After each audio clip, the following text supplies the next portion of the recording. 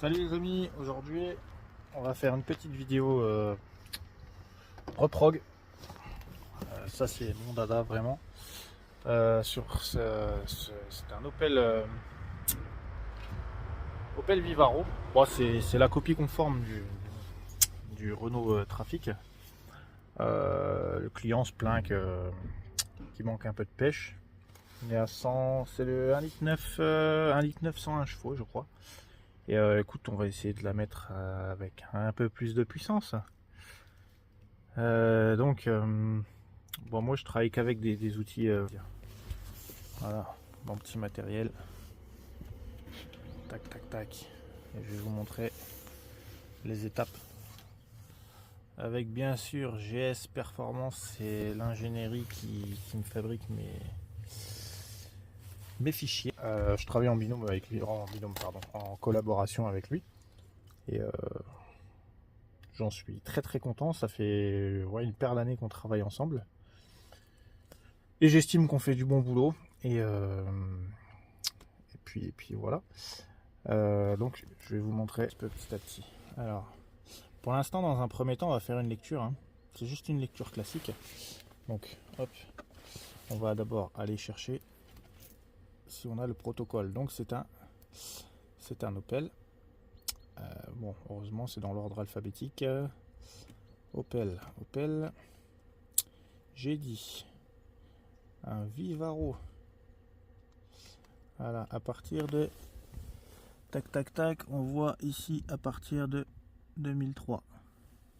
Voilà. Alors maintenant, reste à savoir quel est le calculateur. On va couper la ventilation parce que ça sert à rien. De toute façon, il fait froid. Et le poste, comment il stait pas. Voilà, oui, bah c'est pas grave. On va baisser le son. Voilà. Alors, on va essayer d'abord. Écoute, le premier. Non, le premier me plaît pas bien. Pardon, je filmais pas. On va essayer celui-ci en OBD. On va voir si c'est bien celui-ci. Et là, bingo, on l'a trouvé. Donc, pour ce faire, je vais déjà me créer un petit fichier. Tac. Opel Vivaro. Voilà, celui-là, on ira comme ça, on ira le mettre dedans. Donc, là, on va faire un petit copier-coller. Tac. Ensuite, on va ici. Non, pardon. On va dans... Je me perds parce que j'essaie de filmer et en même temps me concentrer. Alors voilà, on va noter les infos ici. Tac, fichier. Enregistrer. Alors on va enregistrer dans le dossier qu'on vient de créer. Le dossier qu'on vient de créer qui s'appelle Opel Vivaro. Et on va l'enregistrer dedans. Pardon. Alors, ID Vivaro. ID pour identifiant.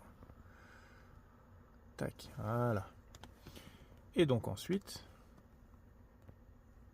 on va faire une lecture en lecture normale. Tac. Toujours pareil, on va aller l'enregistrer dans le fichier que j'ai créé pour ce véhicule. Tac tac tac, il est là. Hop, et on enregistre. Et voilà, normalement c'est bon. On recommence l'étape. Lecture. Toujours pareil, on va aller dans le fichier qu'on a créé pour aller l'enregistrer dedans. Opel Vivaro. Et normalement c'est parti. Voilà. Et là, comme on peut voir, c'est en cours de lecture. Alors cette lecture, elle va servir à... Donc on va envoyer ça aux ingénieurs.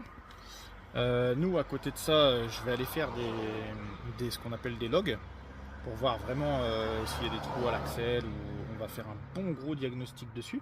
Parce qu'on ne reprogramme jamais une voiture sans faire de bons diagnostics, parce que pour X raisons, il peut y avoir un problème caché qu'on ne voit pas, ou que même le client ne sait pas d'ailleurs, et qui peut ressortir à cause de la reprog, ou en même temps que la reprog. Donc on s'assure vraiment qu'il y ait zéro défaut.